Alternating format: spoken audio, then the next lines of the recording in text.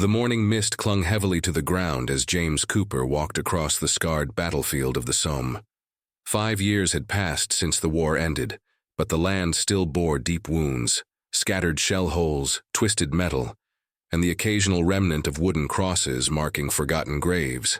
His boots sank into the soft mud with each step, making the same sucking sound they had made during the war. The sound brought back memories he'd rather forget. Cooper had returned to find something, though he wasn't quite sure what. Maybe closure, maybe forgiveness, or maybe just a way to silence the voices that haunted his dreams. He pulled his worn coat tighter against the autumn chill, his fingers brushing against the letter in his pocket, the one he'd never delivered to Private Thomas Mitchell's family.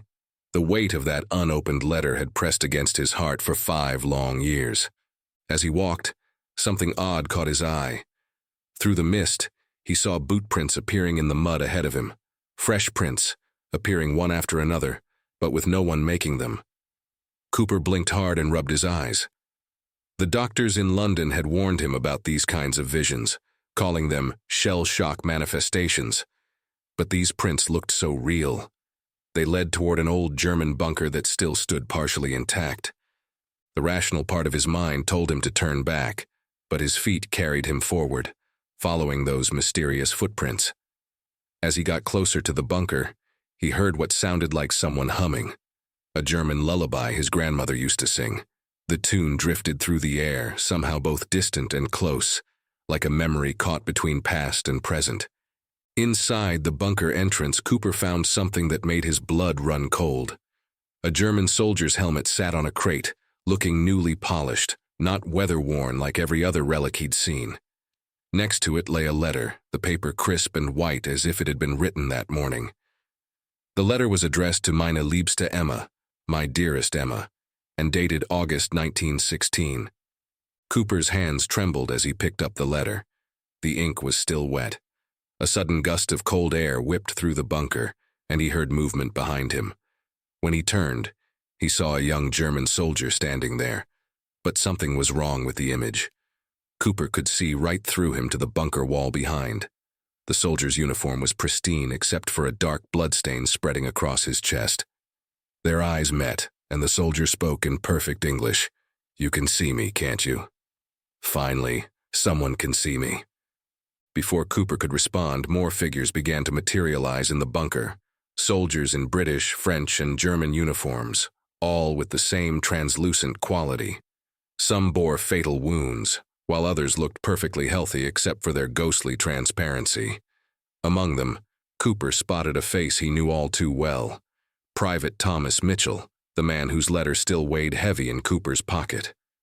Mitchell stepped forward, looking exactly as he had on that fateful day in 1916. "Welcome back, Sergeant Cooper," he said with a sad smile. "We've been waiting for someone like you, someone who walks between both worlds." Cooper noticed that Mitchell's feet didn't quite touch the ground, and behind him, more soldiers were appearing, their forms shifting between solid and transparent like flames in the wind. The German soldier who had first appeared moved closer, holding out his wet letter. "I am Wilhelm Schmidt," he said. "Like you, I have an undelivered letter. Like all of us here, I have unfinished business. We are the dead of no man's land, Sergeant Cooper, and we need your help to find our peace."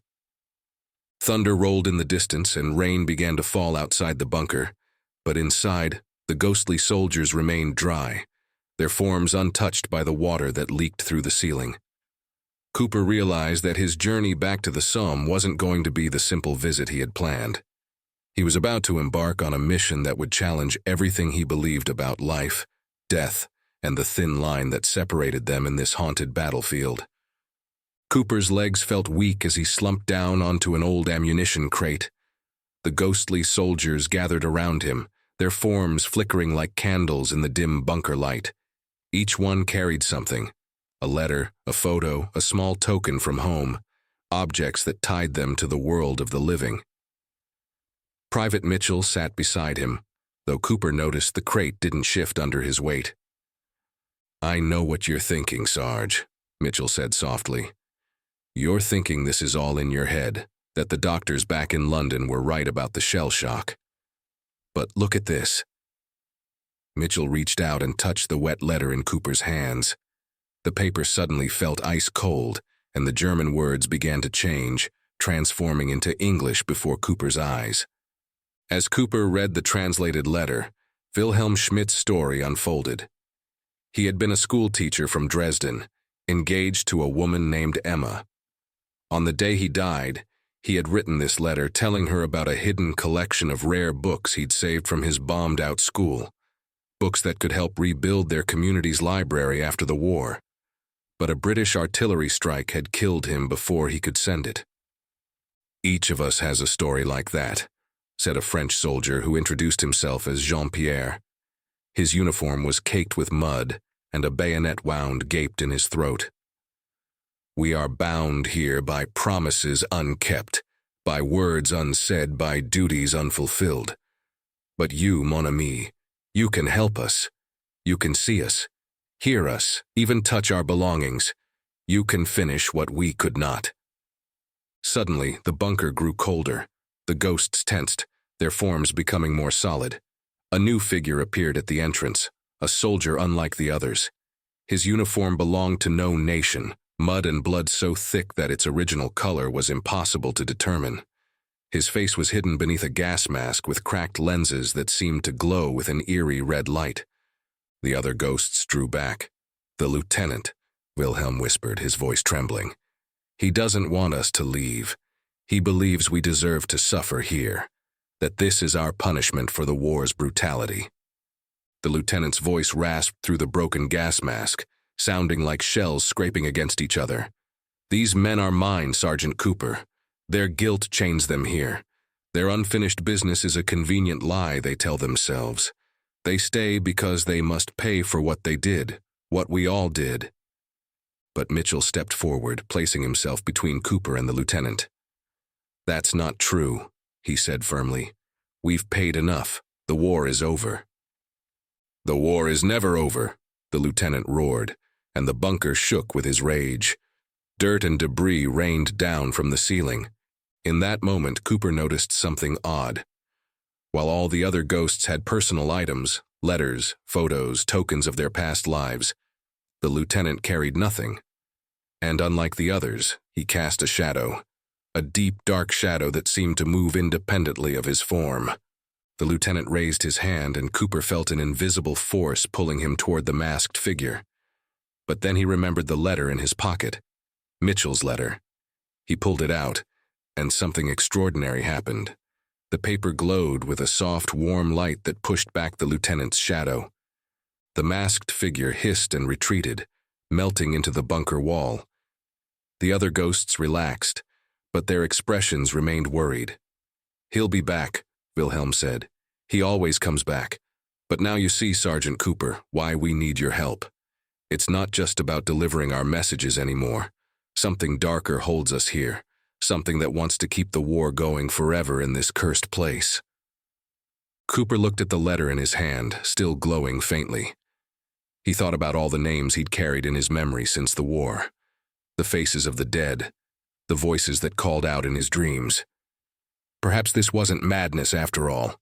Perhaps this was his chance to finally make peace with the past. "Tell me everything," he said to the assembled ghosts. "Tell me about the lieutenant, about your unfinished business, about what keeps you here. If there's a way to help you find peace, I'll find it." As the ghosts began to share their stories, none of them noticed the dark shadow creeping along the bunker floor, listening, waiting. And in the distance, the sound of artillery fire echoed across no man's land. Ghostly explosions from a battle that had ended years ago, but somehow still raged in this haunted place between worlds. As the ghosts shared their stories, Cooper noticed the bunker growing darker, despite the morning sun outside. Each tale was different, yet connected by threads of guilt, love, and unfulfilled promises. Jean-Pierre needed to warn a British unit about a planned German attack. His death had cost 38 lives. A Scottish soldier named MacGregor had died before telling his brother where he'd hidden their family's savings. Wilhelm had 3 more letters besides the one to Emma, each carrying secrets that could heal old wounds back home. But it was Mitchell's story that made Cooper's blood freeze. Remember that night, Sarge? The German boy who surrendered. Mitchell's ghost fidgeted with his sleeve, just as he used to do when nervous. The one the lieutenant shot, even though he had his hands up? Cooper remembered. The boy couldn't have been more than 16, crying for his mother. The lieutenant had claimed it was a mercy killing. Better a quick death than interrogation. But something had changed in their unit after that night. Men began dying in strange ways. Accidents, they'd called them. Always after questioning the lieutenant's orders. As Mitchell spoke, the shadows in the corners of the bunker seemed to move, gathering like pools of dark water. Wilhelm noticed Cooper watching them. "The shadows are his spies," he whispered. "The lieutenant was different even before he died. Some say he wasn't killed by enemy fire at all. They say—" A violent explosion cut through the air, shaking dirt loose from the bunker ceiling. But this wasn't an echo from the past. The blast was real and close. Cooper rushed to the entrance, the ghosts flowing around him like mist. Outside, a group of men were moving through the fog, wearing civilian clothes but carrying military equipment. Grave robbers, searching for valuable relics to sell. "They're disturbing the dead," Jean-Pierre growled, his ghostly form flickering with anger. "Each body they uncover, each token they steal, it strengthens him." As if summoned by these words, the lieutenant's shadow appeared on the bunker wall, stretching impossibly large. But something else was happening. As Cooper watched, other shadows began to emerge from the disturbed earth, dark shapes that moved like wounded animals, clawing their way toward the grave robbers. The men couldn't see them, but their effects were real. One man stumbled, crying out about the cold. Another dropped his shovel, his hands covered in mysterious scratches. "We have to stop this," Cooper said, but Wilhelm grabbed his arm. Cooper felt the ghost's touch like ice against his skin. "Wait," Wilhelm said. "Look at the lieutenant's shadow. Something's wrong." The massive shadow on the wall was changing, breaking apart like smoke in the wind. As it dissolved, Cooper caught glimpses of another scene playing out in the darkness, a memory or a vision. He saw the lieutenant as he must have been before the mask, standing in a fine sitting room far from the trenches. He was burning papers, hundreds of them, while a woman pleaded with him to stop. "Those papers," Mitchell whispered, "they look like—" "Orders," Cooper finished. "Military orders." The pieces began falling into place in his mind. The lieutenant's obsession with keeping the ghosts bound to no man's land, his hatred of undelivered messages, the way he'd silenced anyone who questioned him during the war. Before Cooper could voice his suspicion, a scream pierced the air. One of the grave robbers had fallen into a shell hole, but what made Cooper's heart stop was what he saw at the bottom. There, half buried in the mud, was a leather dispatch case with a broken lock, and spilling from it were dozens of letters, their envelopes marked with a familiar stamp. "Censored." The lieutenant's shadow reformed instantly, more solid than ever. His voice boomed across the battlefield. "Those letters stay buried. The truth dies here with all of you." The shadows around the grave robbers surged up like waves of black water. The men ran, leaving their equipment behind. But Cooper couldn't take his eyes off the dispatch case. Even at this distance, he could see that some of the letters had been opened, read, and resealed. Letters that never reached their destinations. Letters that could have saved lives.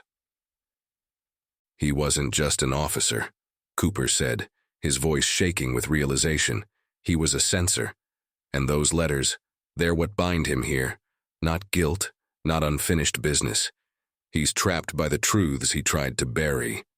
The ghostly soldiers exchanged looks of dawning understanding, but their revelation was interrupted by a sound that made every soul, living and dead, tremble with fear. The rhythmic squeak of the lieutenant's gas mask, growing closer in the fog. The fog thickened around them as the lieutenant's footsteps drew closer. Cooper's heart pounded against his ribs as he stared at the dispatch case in the shell hole. The ghostly soldiers formed a circle around him, their translucent forms glowing faintly in the growing darkness. "The case," Wilhelm said urgently. "We need those letters. They're not just messages, they're proof." His voice dropped to a whisper. Proof of every order he changed, every warning he blocked, every life he sacrificed to hide the truth. Cooper started toward the shell hole, but the mud beneath his feet suddenly turned liquid, pulling him down like quicksand. The lieutenant emerged from the fog, his cracked mask lenses glowing brighter than before. Behind him, shadows writhed and twisted into shapes of barbed wire and broken bodies. "Did you think I was the only one?" The lieutenant's voice scraped through his mask.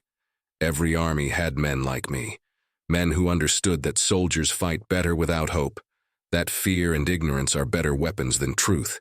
He raised his hands, and the shadows rose with them. These men died because they had to die. Their letters home would have spread doubt, revealed positions, exposed strategies. But as he spoke, something strange happened. With each word, hairline cracks appeared in his mask, spreading like spider webs across its surface. Through the cracks, Cooper caught glimpses of the man beneath. Not the monster they'd feared, but something almost worse. An ordinary man who had convinced himself that his cruelty was necessary. Mitchell's ghost suddenly grabbed Cooper's arm, pulling him free from the mud. "The letters, Sarge. He's weakening. Every truth he speaks breaks his mask a little more." Cooper understood.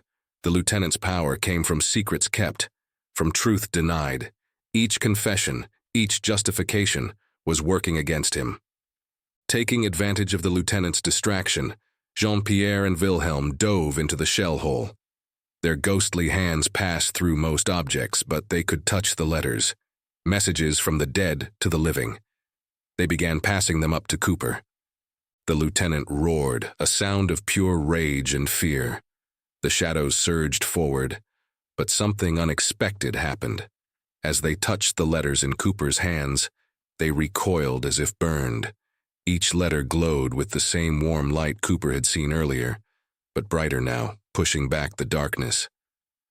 Cooper began to read the letters aloud, his voice growing stronger with each one. A warning about a planned gas attack that could have saved hundreds. A message about weak points in the German lines that could have ended the battle weeks earlier. A letter from a dying medic about medical supplies being sold on the black market. With each revealed truth, the lieutenant's form became more unstable. Cracks spread across his entire body now, not just his mask. But his shadow grew larger, more desperate, trying to drown out Cooper's voice with the sounds of artillery and screaming men. Then Cooper found a letter that made his hands shake. It was addressed to the lieutenant himself, dated the day before that young German soldier had surrendered. The handwriting was familiar. It was from the woman in the vision, the one who had begged him to stop burning papers. "My dearest brother," Cooper read, and the lieutenant froze. "What you're doing must stop. These are not just letters you're destroying. They're lives, hopes, last words from sons to mothers, from husbands to wives. If you ever loved me, if you ever truly served your country, let the truth be told." The letter went on, but the lieutenant had fallen to his knees. His shadow was detaching from him, forming a whirlpool of darkness that tried to pull the other ghosts in. The dead soldiers linked hands, forming a chain to anchor themselves and Cooper. But as the lieutenant's mask finally shattered completely, Cooper saw tears on the face beneath, tears that had been trapped behind that mask for years. The man behind the monster was finally exposed, and with that exposure came a terrible choice: face the truth of what he'd done, or let his darkness consume them all. The whirlpool of shadow grew stronger, and Cooper felt the letters starting to slip from his grasp. The very ground beneath them began to crack, as if no man's land itself was trying to swallow its secrets once and for all. The ground shook violently, as the lieutenant's shadows threatened to tear no man's land apart. Cooper clutched the letters tightly, their warm glow fighting against the encroaching darkness. But something was changing in the lieutenant's exposed face, decades of buried guilt surfacing all at once. "Margaret," he whispered his sister's name, reaching toward her letter with trembling hands. "I told myself I was protecting them, protecting everyone. The truth," his voice cracked. "The truth would have destroyed morale, but I was wrong. I destroyed so much more." As he spoke, the shadows began to take new shapes. No longer weapons or wounds. They now formed scenes from the past, hundreds of them, playing out all around them. Cooper and the ghostly soldiers watched in horror as the lieutenant's crimes revealed themselves. A young widow crying over a blank piece of paper, never knowing her husband's last loving words had been destroyed. A French village burning because a warning of German bombers had been lost. British soldiers walking into a trap that a censored letter could have prevented. The weight of every decision, every life cut short, every love story left unfinished, pressed down on them all. Suddenly, Wilhelm pointed to something moving in the shadows. "Look, we're not alone anymore." More ghosts were appearing, drawn by the unveiling of truth. Hundreds of them, soldiers and civilians alike, all victims of the lieutenant's censorship. They formed a vast circle around the shell hole, their combined presence pushing back the darkness. But the lieutenant wasn't finished. As his mask crumbled completely away, he reached into his ghostly uniform and pulled out a stack of papers, his own letters, never sent. "I couldn't bear to mail them," he confessed. "Each one was an apology, an admission of what I'd done. I wrote them every night, but I was too much of a coward to send them. Even in death, I couldn't face the truth." Cooper took the lieutenant's letters, adding them to the others. As he did, something extraordinary happened. The papers began to glow brighter, and the light spread to the ghosts themselves. One by one, they became more solid, more present, as if the truth was anchoring them to this moment. Mitchell stepped forward, his own letters still in Cooper's pocket, starting to shine through the fabric. "It was never about keeping us here," he said softly. "It was about keeping yourself here, wasn't it? You couldn't move on until the truth was told." The lieutenant nodded, tears streaming down his exposed face. But before he could speak again, a new sound cut through the chaos. A woman's voice calling out from beyond the circle of ghosts. Margaret's voice. "Henry," she called, using the lieutenant's real name. "Henry, I've been waiting for so long." A figure stepped through the crowd, an elderly woman, but somehow Cooper knew she was also a ghost. Margaret, the lieutenant's sister, who had died waiting for her brother to make things right. The lieutenant, Henry, stared at his sister in disbelief. "How can you be here? How can you even look at me after what I've done?" Margaret moved closer, her ghost showing both her youth and her age. "Because you're finally facing it, Henry. The truth doesn't destroy us. It sets us free." As she spoke those words, the whirlpool of shadows began to change direction. Instead of pulling them in, it started to spiral upward, forming a column of swirling darkness that stretched into the sky. And within that column, letters began to appear. Thousands of them, every censored message, every hidden truth rising up like leaves in a wind. But something else was happening too. The ground continued to shake, and Cooper noticed cracks spreading from the shell hole, forming a pattern he'd seen before. The whole battlefield was changing, revealing its own long-buried secrets. And in that moment, he realized they'd only uncovered the first layer of No Man's Land's mysteries. The ghostly soldiers watched in awe as their undelivered messages joined the rising column of letters. But Cooper's attention was drawn to something else. A small, mud-covered box that the shifting earth had exposed. On its surface was a symbol he recognized from his military intelligence days, a code he thought had died with the armistice. The war, it seemed, had kept far darker secrets than censored letters, and as Cooper reached for the box, the ghosts around him grew still, sensing that their quest for peace had just become part of something much larger and far more dangerous. Cooper's hands trembled as he lifted the mud-covered box. The military intelligence code stamped on its surface was one he'd seen only once before, in a classified briefing about something called Operation Lazarus. The box itself was small, made of steel with a complex locking mechanism that seemed untouched by rust or time. The lieutenant, Henry, suddenly stopped his reunion with Margaret, his attention snapping to the box. "No," he whispered, real fear in his now exposed face. "That wasn't supposed to be found. The letters were one thing, but that His shadows began to swirl again, but this time defensively, as if trying to shield them all from something worse. Wilhelm moved closer to Cooper, his ghostly form flickering with anxiety. I remember boxes like that. In the last months of the war, we were ordered to bury them all along the front lines. We never knew what was in them, but the men who handled them, many of them died strangely. Their shadows would leave their bodies before they fell. As if responding to Wilhelm's words, the box grew ice-cold in Cooper's hands. Strange symbols began to appear beneath the mud. Not military codes, but something older, something that made the ghosts back away instinctively. "It's happening again," Jean-Pierre said, pointing to the ground. The cracks spreading from the shell hole had begun to glow with a sickly green light, forming patterns that looked like circuit diagrams or ritual circles. The same patterns Cooper had noticed on the box. Margaret stepped forward, her elderly ghost form shifting between young and old. "Henry wasn't the only one keeping secrets," she said gravely. "The censorship program. It was just a cover for something else, something they were doing in the trenches at night." "Operation Lazarus," Cooper breathed, pieces falling into place in his mind. They weren't just censoring letters, they were studying death itself. All these trenches, all this death in one place, they were trying to harness it. The lieutenant nodded slowly.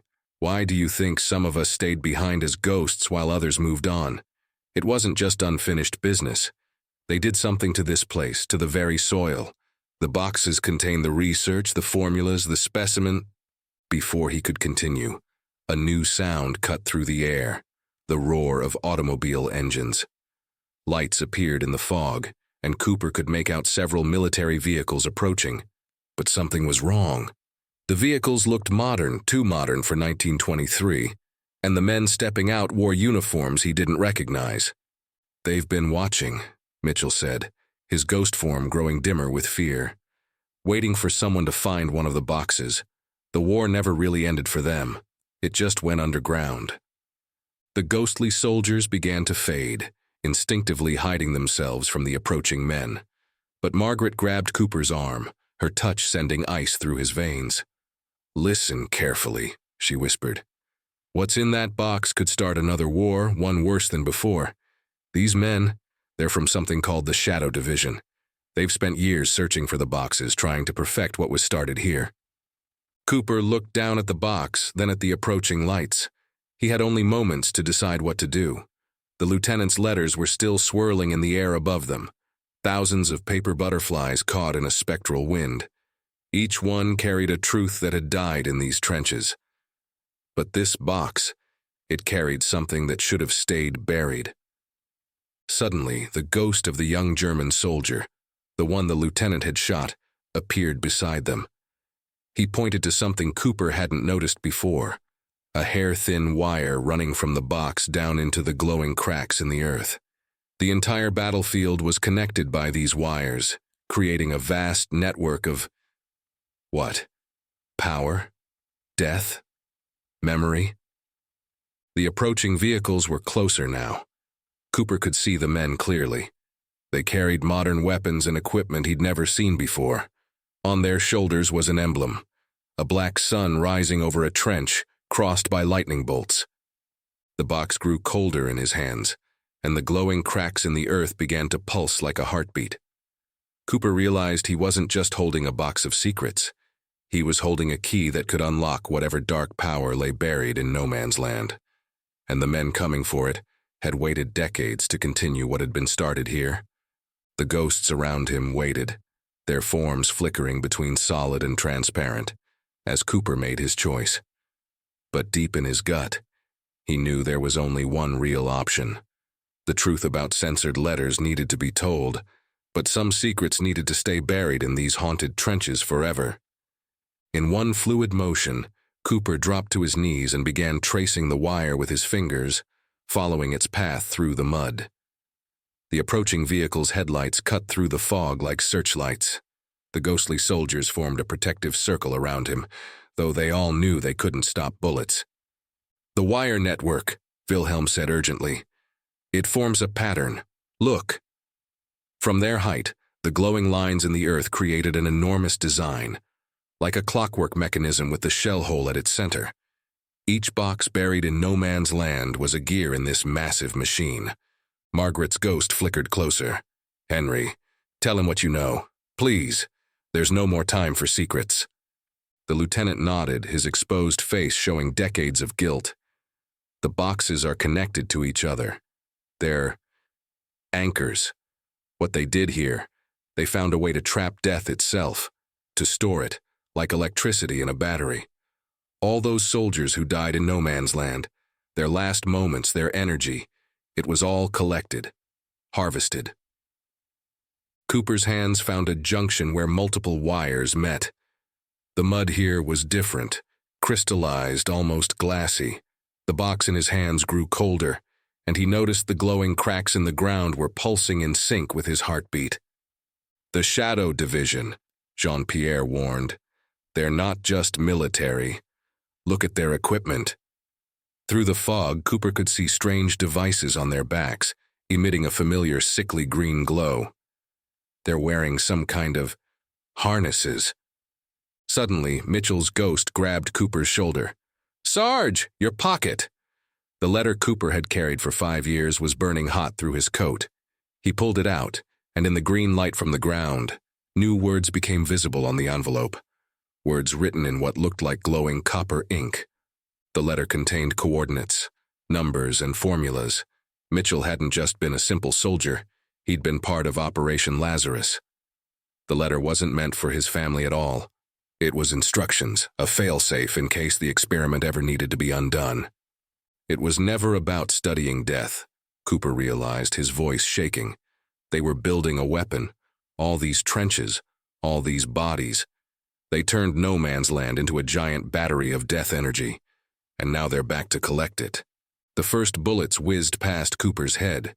The Shadow Division soldiers were close enough now that he could see their faces through their strange masks, masks that looked horrifyingly similar to the lieutenant's broken one. They moved wrong, like puppets on strings, the green harnesses on their backs pulsing with stolen life. "The letter," Margaret shouted. "Use it with the box. Mitchell knew. He tried to warn everyone." Cooper's hands moved instinctively, matching symbols on the letter to markings on the box. The ground trembled beneath him. The ghosts began to glow brighter, their forms becoming more solid as energy surged through the wire network. The lieutenant stepped forward, his shadow stretching out to create a barrier between Cooper and the approaching soldiers. "I spent decades keeping secrets," he said, power filling his voice. "Now let me help you reveal the right one." But as Cooper worked, following Mitchell's hidden instructions, he noticed something terrible. The Shadow Division soldiers who had been shot weren't falling. Green light leaked from their wounds like smoke, and their movements became more mechanical. They weren't just wearing the harnesses, they were powered by them, by the same death energy that kept the ghosts trapped here. The box clicked open in Cooper's hands, revealing its contents at last. Inside was a single glass vial filled with swirling darkness, and beneath it, a photograph that made his blood run cold. It showed a room full of men in Victorian-era clothes, standing around a table covered in occult symbols. The date on the photo was 1851, decades before the war. Operation Lazarus hadn't started in the trenches. The trenches had been dug precisely here because of what was already buried beneath them. A bullet grazed Cooper's arm, and he nearly dropped the box. The ghostly soldiers could only watch as the Shadow Division closed in, their green harnesses humming with stolen life force.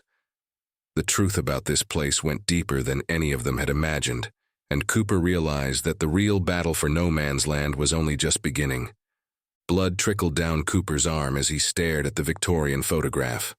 Among the men in dated clothing, one face stood out, a man who looked exactly like the lieutenant, yet the picture was taken decades before Henry was born. Next to him stood a woman who could have been Margaret's twin.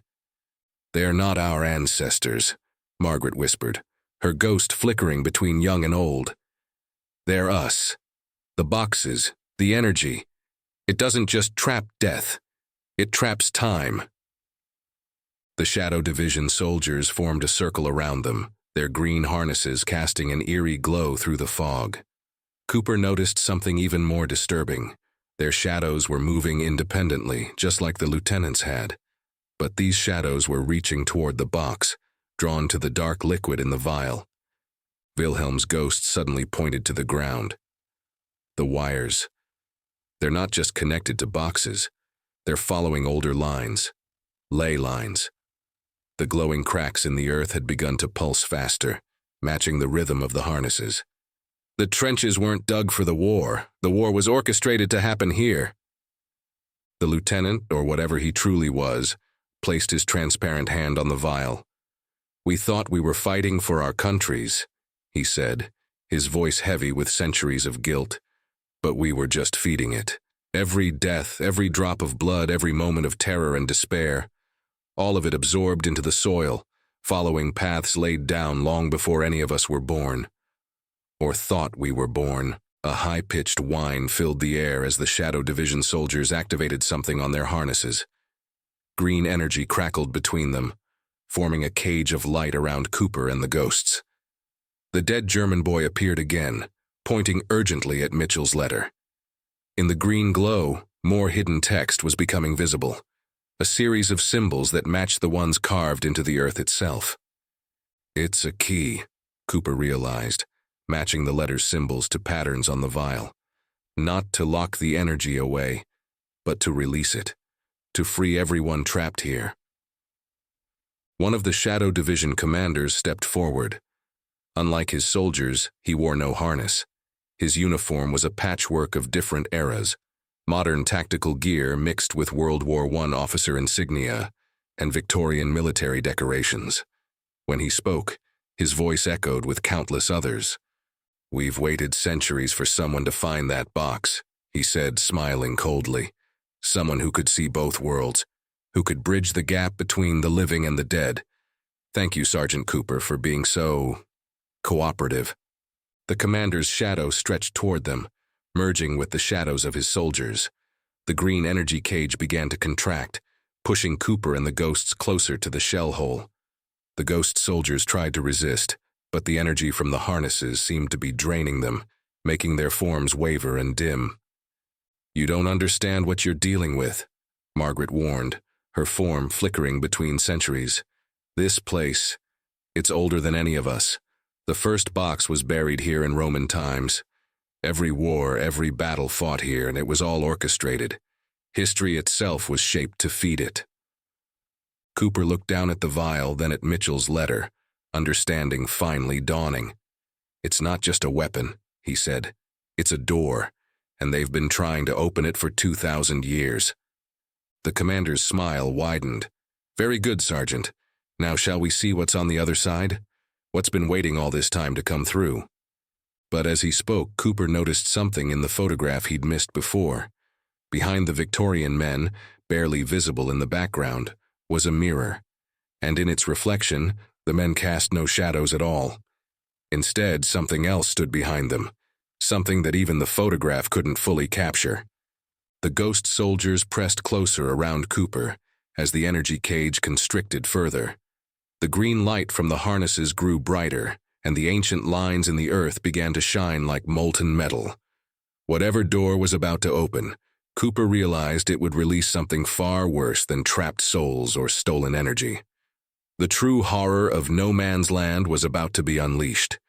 In his hands, the vial of darkness began to move on its own, its contents swirling faster, reaching toward the photograph like iron filings to a magnet. The commander raised his hand, and all the Shadow Division soldiers raised their arms in unison, their shadows forming a perfect circle of darkness around the shell hole. The time had come to make a choice, one that would affect not just the souls trapped here, but the very fabric of history itself. Time seemed to slow as Cooper looked at the photograph one last time. In the mirror's reflection, the shapeless thing behind the Victorian men was becoming clearer. A mass of shadows with countless eyes, each one filled with the same sickly green light that powered the Shadow Division's harnesses.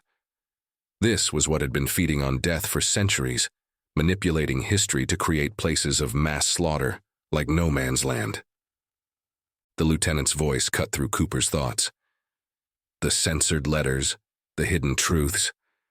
They weren't just about military secrets, they were about this, Some soldiers saw it in their last moments. They tried to warn others. We had to silence them. As if responding to his words, the dark liquid in the vial began to vibrate violently.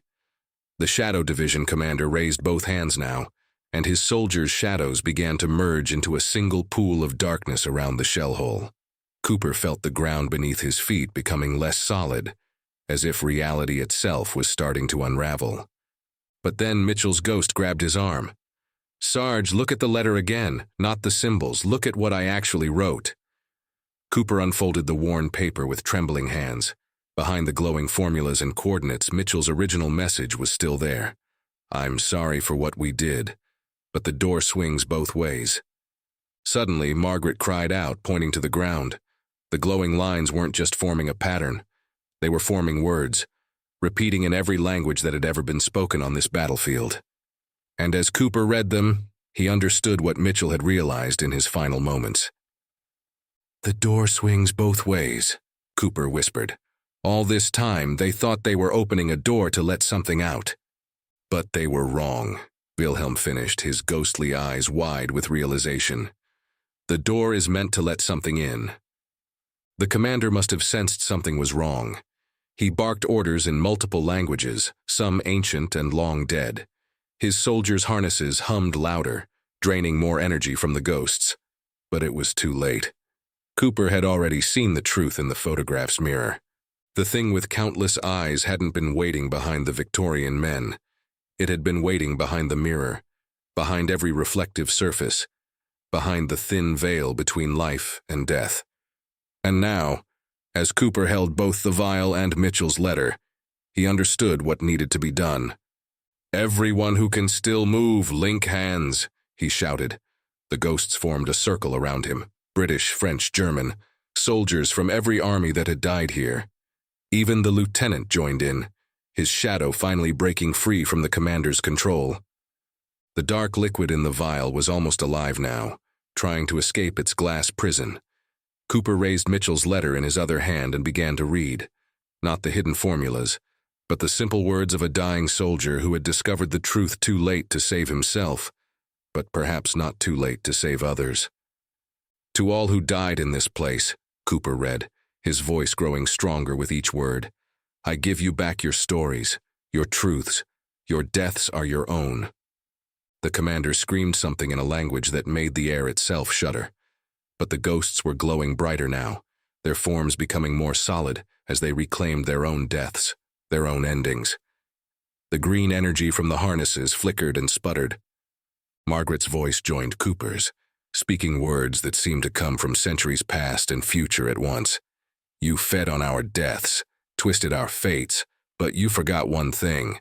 The dead don't just take, they give." The ghost circle began to spin, faster and faster. The Shadow Division soldiers tried to break it with their weapons, but the bullets passed through harmlessly. The commander's own shadow was being pulled into the vortex, and for the first time, real fear showed on his ageless face. Cooper held the vial up to the light. Inside, the darkness was no longer swirling. It was cowering. The thing in the mirror, the ancient horror that had orchestrated so much death, had finally met something it didn't understand. Willing sacrifice. The power of chosen endings. The ground cracked wider, but the green light was fading, replaced by a warm glow emanating from the ghosts themselves. Cooper looked at the circle of dead soldiers around him, at their determined faces, and knew that the real battle for no man's land was about to reach its climax. The door was indeed swinging both ways, but what came through it would depend on those who had already paid the ultimate price. The commander raised his hands for one final spell, his shadow stretching impossibly tall. But Cooper noticed something odd about the man's reflection in the vial. It was getting younger, shifting through time, revealing what he truly was. And in that moment, Cooper knew exactly how to end this centuries-old nightmare. The commander's reflection continued to shift, growing younger until he appeared as a young boy in Victorian clothing.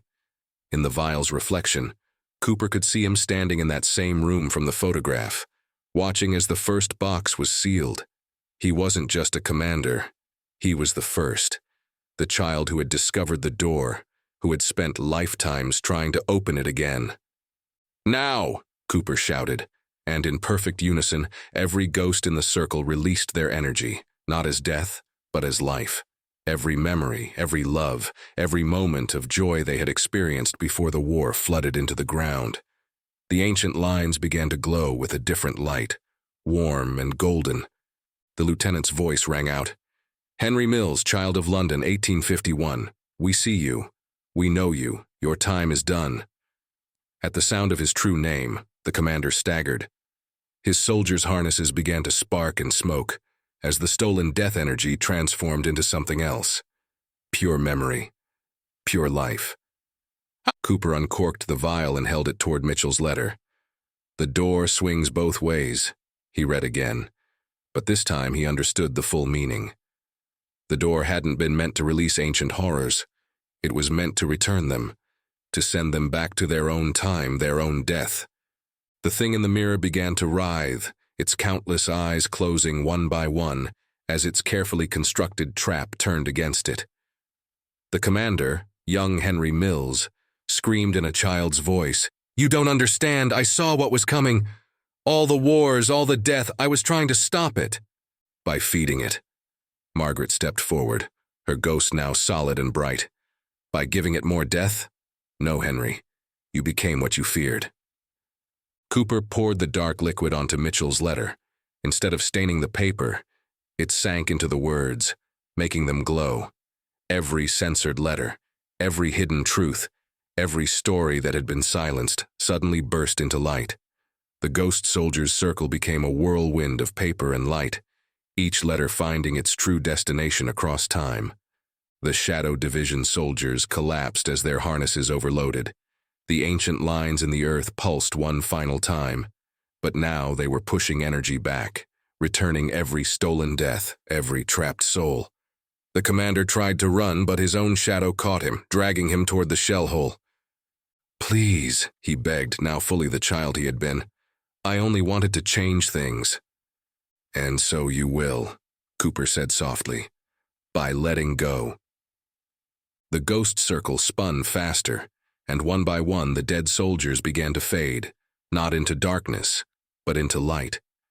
They had chosen their ending, chosen to give instead of take.